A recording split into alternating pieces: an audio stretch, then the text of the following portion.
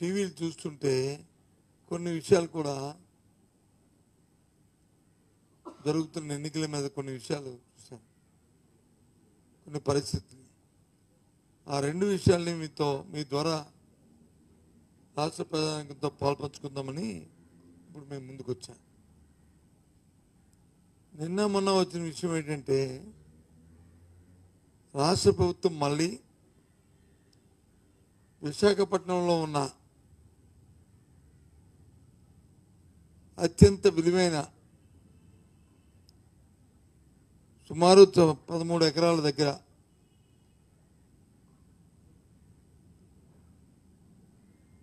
మన బీచ్ పక్కన ఉన్న విలువైన భూమిని మళ్ళీ లులు సంస్థకి ఇవ్వాలని అని ఒకటి చూశాను. అది కూడా ఆ సంస్థకి ఇచ్చింది 33 సంవత్సరాలు లీజుకి ఇవ్వాలని. 33 సంవత్సరాలు కాదు, 99 సంవత్సరాలు లీజుకి ఇవ్వాలని.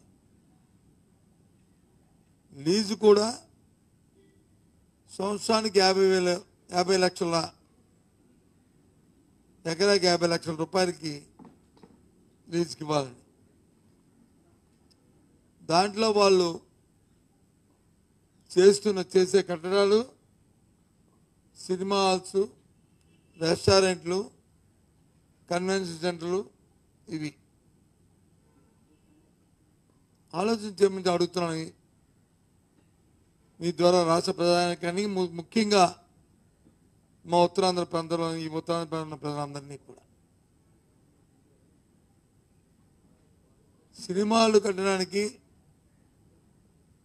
రెస్టారెంట్లు కట్టడానికి, కన్వెన్షన్ సెంటర్కి, బీచ్ పక్కనున్న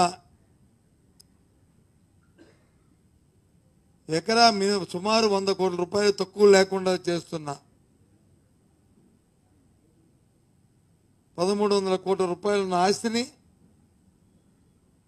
ఒక ప్రైవేట్ సంస్థకి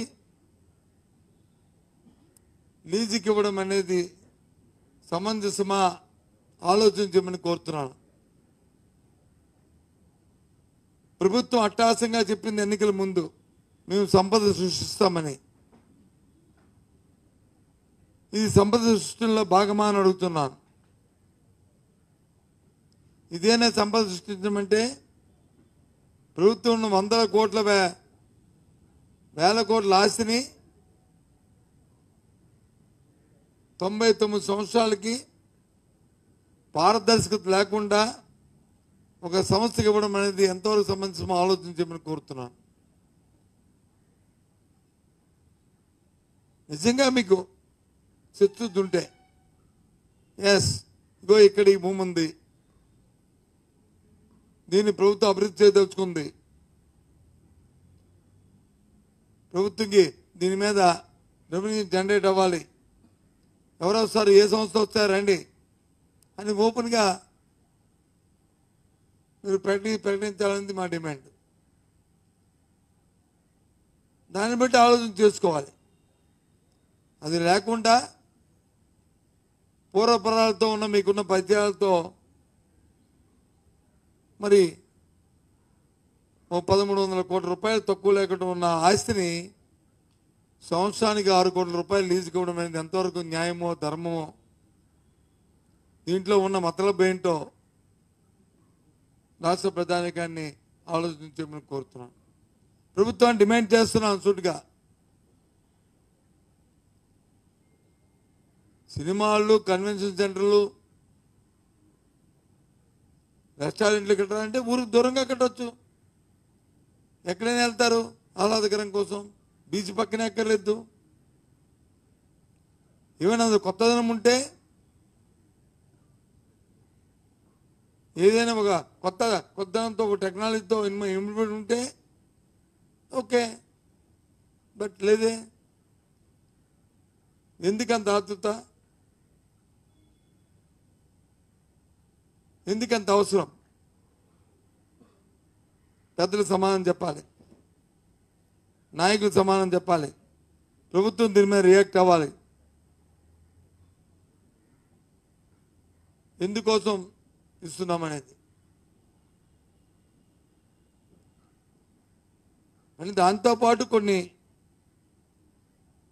అంతకుముందు ఒప్పందాల్లో అయితే స్టాంప్ డ్యూటీ,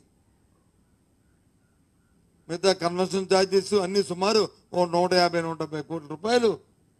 ఇంకా దీంతో పాటు ఫ్రీ. ఆ 170 ఇంకో 150 పెడితే అవన్నీ తయారైపోతాయి కదా.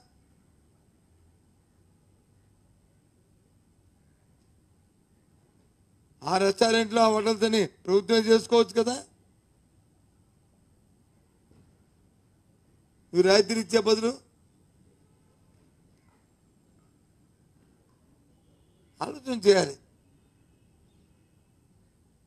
ఇది సంపద సృష్టి కాదు.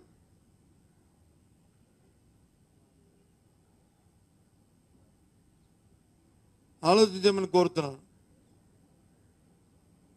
దీన్ని ఈ తాలూకా ఈ ప్రక్రియని